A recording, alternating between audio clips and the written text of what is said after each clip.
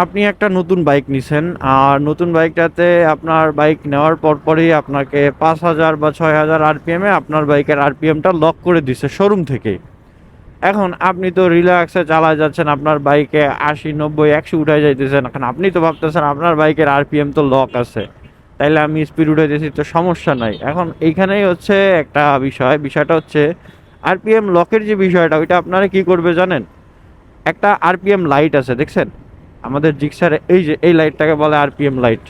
তো আপনি যখন আপনার ম্যাক্স আরপিএম যেটা সেট করা থাকবে ওইটাকে যখন টাচ করবেন তখন ওই লাইটটা ব্লিঙ্ক করবে, মানে আপনাকে সিগন্যাল দিবে যে আপনি আপনার ম্যাক্স আরপিএম এর যে রিচ আছে ওইখানে পৌঁছায় গেছেন।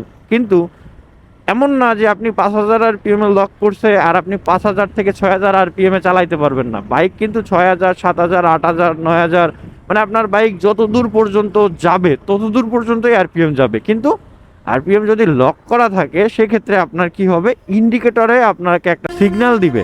ইন্ডিকেটর থেকে আপনাকে একটা সিগন্যাল দিবে যে আপনি আপনার ম্যাক্স আরপিএম এ পৌঁছাইছেন, আর এর উপরে থ্রোটল দিয়েন না বা পুশ দিয়েন না। অনেকেরই চিন্তা থাকে এরকম যে আমার তো নতুন বাইক, আরপিএম লক আছে, তার মানে আমি আমার বাইকে যতটুকু স্পিড উঠাইতে পারি বা চালাইতে পারি। বা অনেকের এ ধরনের কনফিউশন থাকে আরপিএম লক কেন করে। ভাই, আরপিএম লক করে হচ্ছে আপনার বাইকের ব্রেক ইন পিরিয়ডটা আপনি পারফেক্টলি যে রান করতে পারেন বা পারফেক্টলি আপনার বাইকের ব্রেক ইন পিরিয়ডটা পালন করতে পারেন যাতে, সেই জন্য, ঠিক আছে? মানে আপনার বাইকের ইঞ্জিনের লংজিভিটি বাড়ানোর জন্যই ব্রেক ইন পিরিয়ড, তারপরে এই আরপিএম মেইনটেইন, এগুলো করতে হয়। আপনি যত এগুলো ভালোভাবে মেইনটেইন করবেন তত আপনার বাইকের লংজিভিটি বাড়বে, আপনার বাইকের না, বাইকের ইঞ্জিনের, ঠিক আছে?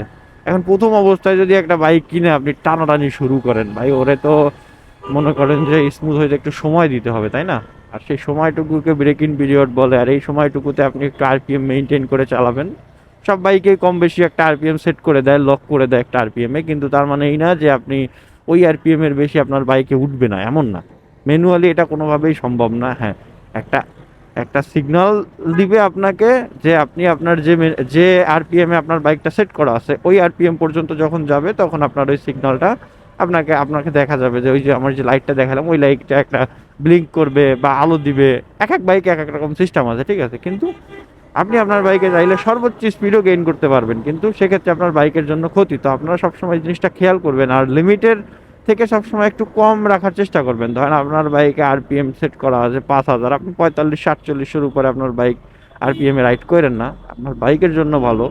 বেশি দিন লাগে না ব্রেক ইন পিরিয়ড শেষ করতে, 1, 1.5, 2 মাসে তো আপনি ব্রেক ইন পিরিয়ড শেষ করে ফেলতে পারবেন। 2টা মাস কষ্ট করলে আপনার বাইকের অনেক দিন লংজিভিটি পাবেন। তাছাড়া আপনি বাইক থেকে ভালো মাইলেজ পাবেন, বাইক থেকে ভালো পারফরমেন্স পাবেন, সাউন্ড ভালো পাবেন, সব কিছুই ভালো পাবেন, ঠিক আছে? তো এইটাই অনেকে জানতো না, অনেকে আমাকে এই আরপিএম নিয়েও অনেক রকম প্রশ্ন করে, যে কারণে এই ভিডিওটা আপনাদের জন্য মেক করা।